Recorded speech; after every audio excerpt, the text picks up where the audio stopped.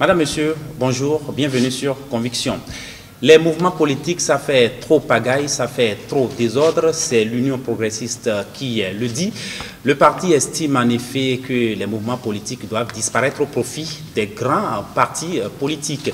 Et justement, nous avons sur cette émission pour en parler Gabin Aloyon. Il est coordonnateur du mouvement Consensus National. Il est également membre de l'Union progressiste. Monsieur Aloyon, bonjour.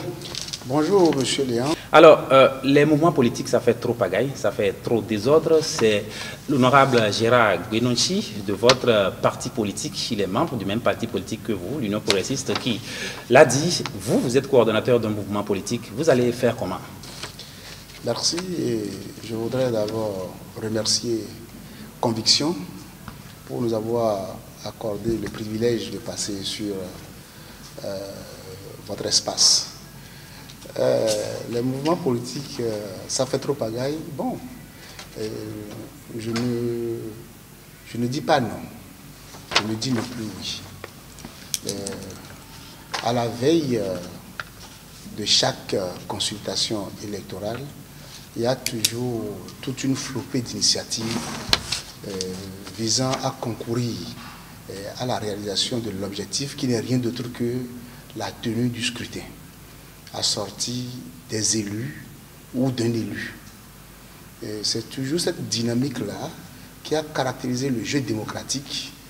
C'est toujours cette dynamique qui a caractérisé le jeu démocratique depuis que moi je m'investis en tant qu'étudiant depuis la Renaissance du Bénin, en passant par RDL Vivotin et beaucoup d'autres formations politiques jusqu'à nos jours.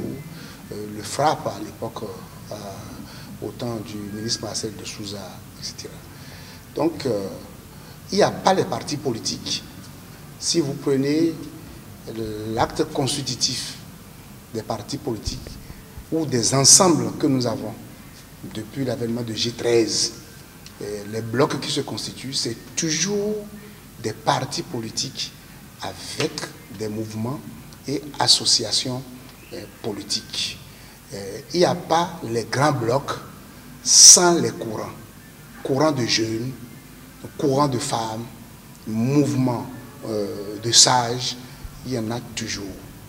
Alors, la volonté, je note la chose comme une certaine volonté d'assainissement, hein, une mise en place d'une certaine discipline de groupe, de manière à concentrer l'essentiel de l'énergie politique vers la réalisation d'un objectif qui n'est rien d'autre pour nous que la réélection du président de la République, Patrice Talon. Ça aurait été dit, je n'étais pas là, ça aurait été dit en présence du chef de l'État. Nous prenons acte et nous nous plions à la décision et nous allons nous mettre en règle. Encore que chacun de nous provient d'un ensemble politique actuel. Alors, la proclamation de la disparition des mouvements politiques n'a pas été à l'ordre du jour. Ce sont les mouvements politiques qui soutiennent l'action du chef de l'État. Ce qui se passe du côté de l'opposition, nous ne pouvons pas le dire avec exactitude. Non, les mouvements politiques, en tout cas coordonnés ou alors dirigés par des membres de l'Union progressiste, bien entendu, parce que le Bloc républicain n'a encore rien dit par rapport à ça. Oui, le Bloc républicain soutient aussi l'action du chef de l'État. L'UDBN de Mme Claudine Prudencio soutient aussi l'action du chef, de même que Moël. Oui. Et toutes choses étant égales par ailleurs, je voudrais, puisque nous sommes sur conviction, garder la conviction que la même discipline réunira dans tous ces espaces qui veulent voir le chef de l'État reprendre le chemin de la Marina au lendemain du 11 avril. Donc, il n'y a aucune gêne. Et Consensus National, il faut comprendre, c'est un espace de neutralité d'action. Dans Consensus National, vous avez des gens qui sont BR. Vous avez des gens qui sont UP. Vous avez, comme moi, vous avez d'autres qui viennent d'autres courants.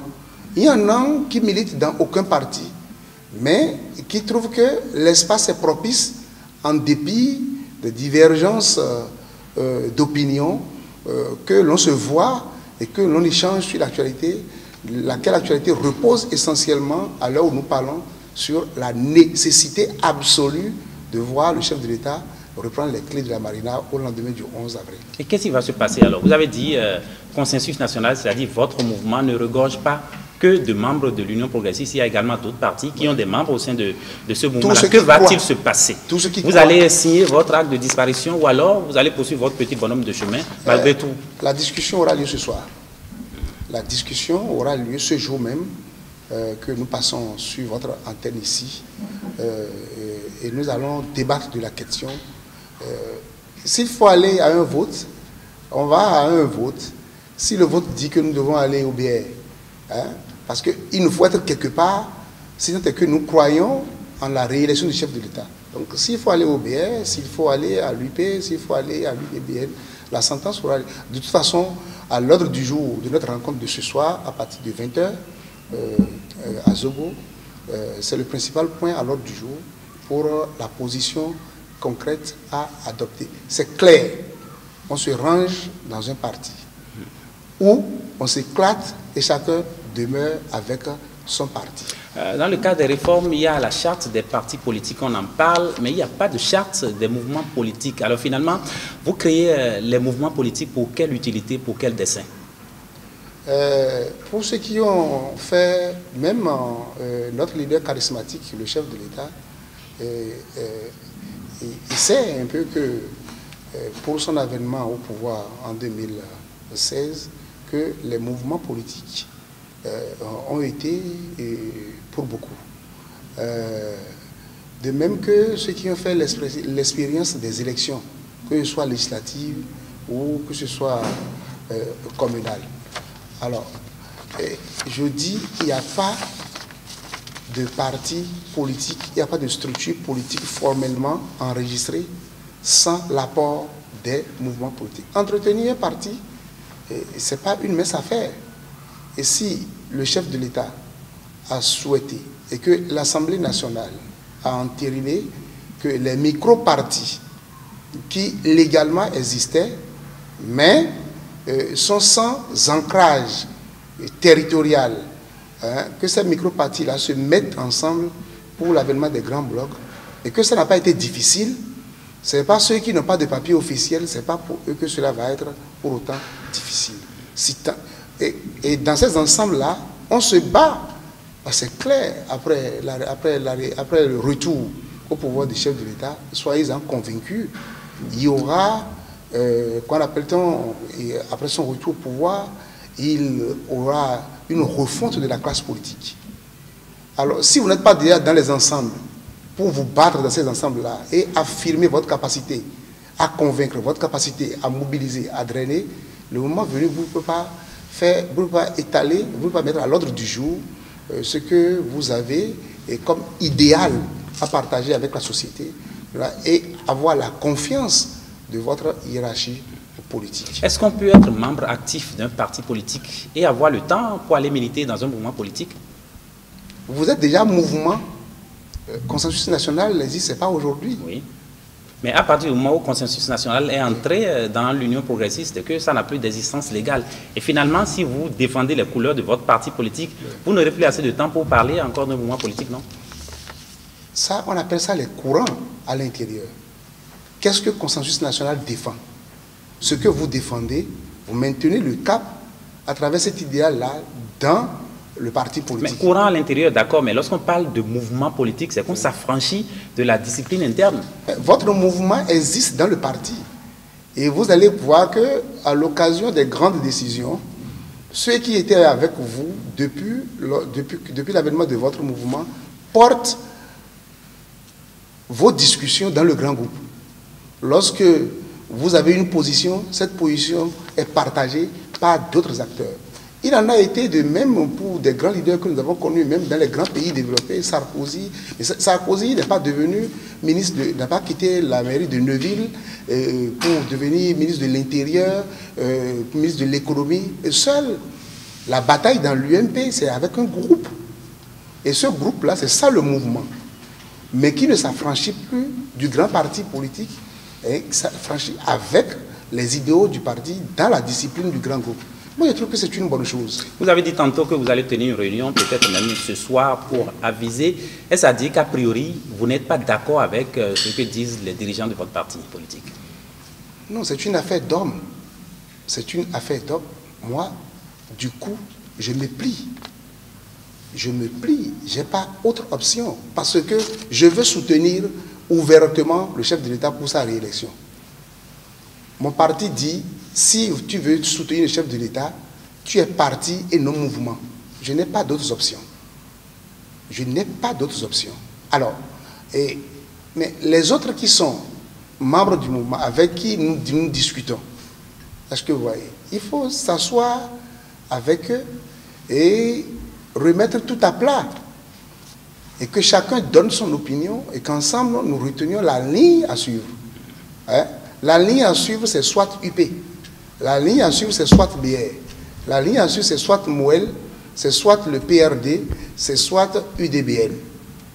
Mais je ne peux pas rester ici pour dire que tout le monde vienne à l'UP parce que les gens m'ont fait confiance pour être coordonnateur provisoire. Non.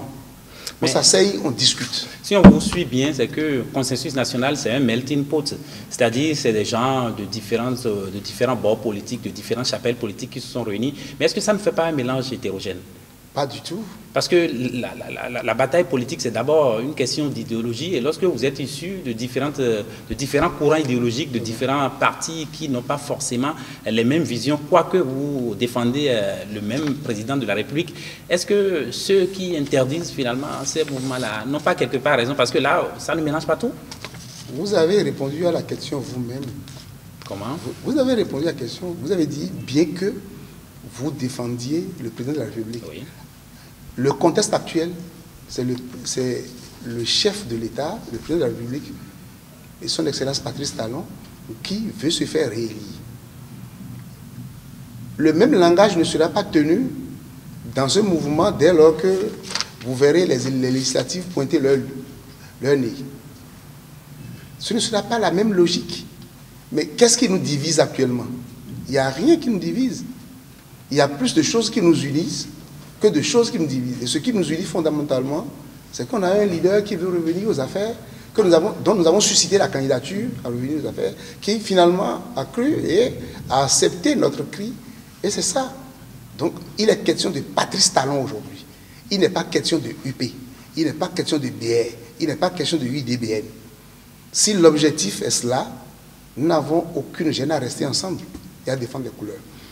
Lorsqu'on écoute les dirigeants de votre parti qui soutiennent qu'effectivement les mouvements politiques doivent disparaître, ceux-là qui pensent, qui disent que c'est un peu comme si ces aînés-là n'ont envie de laisser aucune place à la jeunesse, est-ce que vous êtes d'accord avec ceux qui pensent ainsi? Non, pas du tout. Non, pas du tout. Pas du tout. La jeunesse doit apprendre à tisser sa corde au bout de l'ancienne. Et en matière politique, la politique qui a suffisamment de labyrinthes, la politique qui a suffisamment de détours et de contours. On ne se décrète pas politique. C'est un apprentissage au quotidien, avec détermination, abnégation, courage, sérénité, calme. Donc tout ça, cette école-là, ce n'est pas en restant en marge de ceux qui ont fait l'expérience avant vous que vous allez l'acquérir. Et vous regardez bien dedans, dans UP aujourd'hui. D'accord. J'ai beaucoup, je ne vais pas citer de nom, j'ai beaucoup d'élus, nous avons beaucoup d'élus locaux, nous avons beaucoup de maires avec qui nous avons eu à partager notre jeunesse. Et que ce soit sur les bancs scolaires ou que ce soit sur les bancs universitaires. Alors, ils sont jeunes, non? Alors, s'ils sont là aujourd'hui, nous pouvons aussi être à leur côté. Donc, il n'y a pas une guerre de génération. Et même quand je prends le bureau de l'Union progressiste, je connais des gens dont je tais le nom, qui ont le même âge avec moi. J'ai ma place là. Peut-être que mon heure n'a pas encore sonné pour m'asseoir à la même table avec ceux-là, dans ce cadre-là. Peut-être que je m'assieds à des tables de discussion avec des gens, avec des barons de l'Union progressiste, dans d'autres cadres. Peut-être aussi que vous voulez que votre heure sonne plusieurs fois. Parlons un peu de votre mouvement Consensus National. Parce que vous avez dit que votre heure n'a pas encore sonné, mais on vous a vu dans ce pays, vous avez été tout le temps aux affaires et vous estimez que votre heure n'a jamais sonné. J'ai été tout le temps aux affaires. Ah oui, on peut le dire. Que Dieu soit béni, que Dieu soit loué. Alors parlons un peu justement de votre mouvement Consensus National, encore un peu de votre mouvement Consensus National. Vous parlez de Consensus National et vous défendez la candidature de quelqu'un. Est-ce qu'il n'y a pas une contradiction? Aucune contradiction. Aucune contradiction. Et quel est le lien entre le nom du parti, la dénomination du mouvement et la bataille? C'est pour indiquer à la jeunesse, c'est pour indiquer aux consciences, je ne dirais pas plus faibles, que le consensus se réalise autour d'un idéal. Et l'idéal national aujourd'hui... C'est un homme pour vous, l'idéal? C'est le PAG, incarné par son Excellence Patrice Athanas Guillaume. Le PAG, c'est l'idéal selon vous? Mais c'est l'idéal. Vous n'êtes pas fier de cibler dans Cotonou et dans les encablures. Vous n'êtes pas fier de quitter la plage aujourd'hui pour allier Godé-Magasin facilement. Et les embouteillages que vous voyez un peu partout à Cotonou, on vient au boulot en retard. Vous n'êtes pas fier de cela? Vous n'êtes pas fier de vos 22 stades en 5 ans? C'est l'idéal.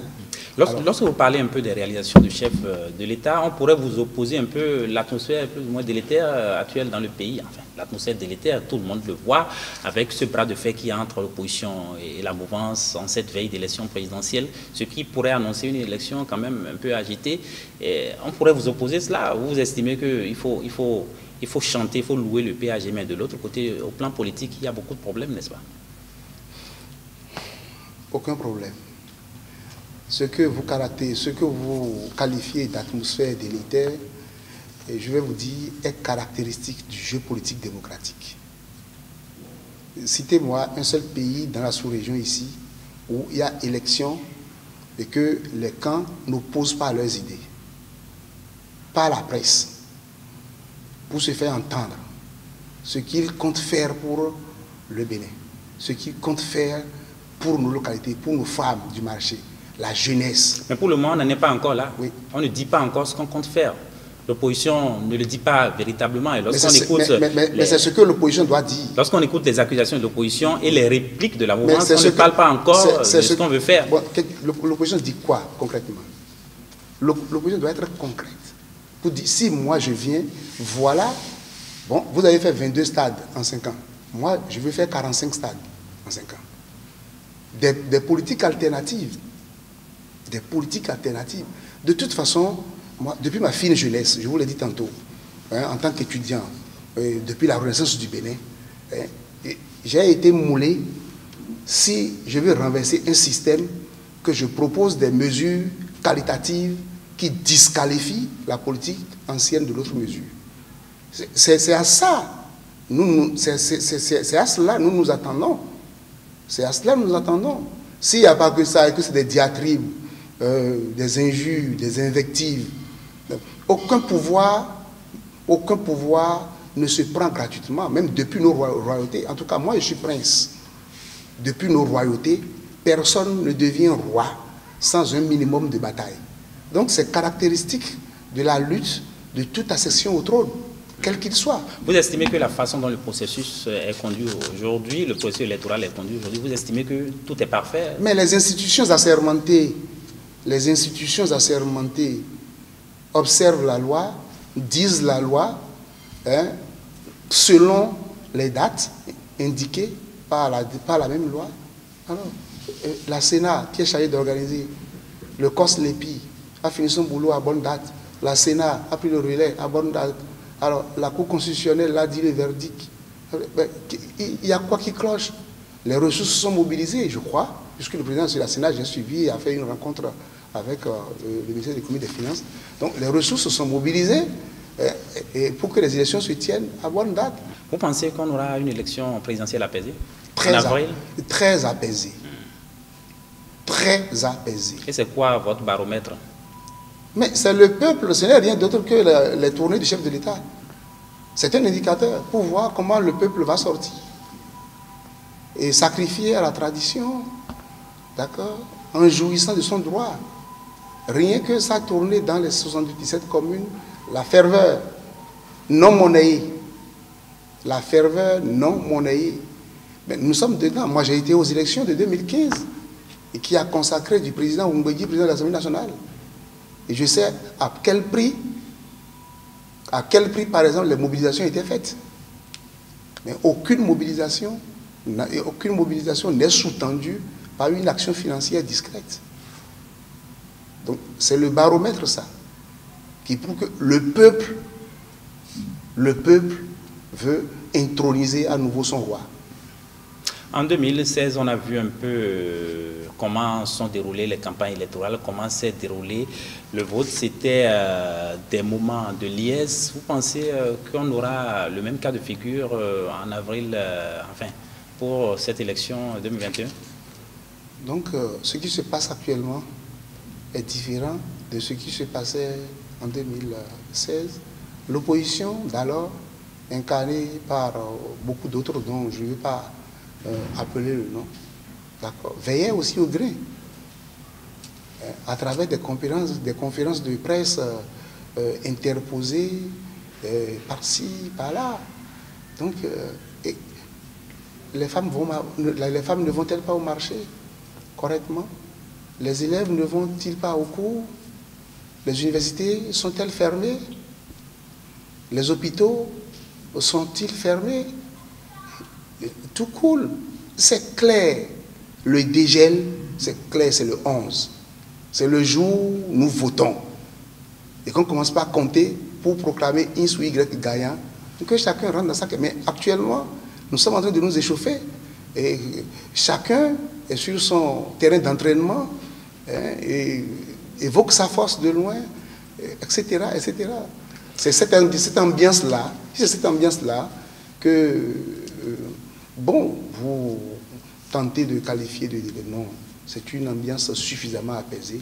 Et je voudrais dire à la jeunesse de garder son calme et d'aller faire son scrutin, et que la paix chèrement acquise, nous tous, nous en avons souscrit pour que cette paix-là soit. Moi, j'ai connu l'année blanche en classe 5e. Donc, cette paix, nous l'avons acquise définitivement et il n'y a rien qui puisse le bloquer. Et je ne veux pas opiner sur la qualité de X ou Y candidat, sinon on comprendra que, en réalité, la dynamique continue.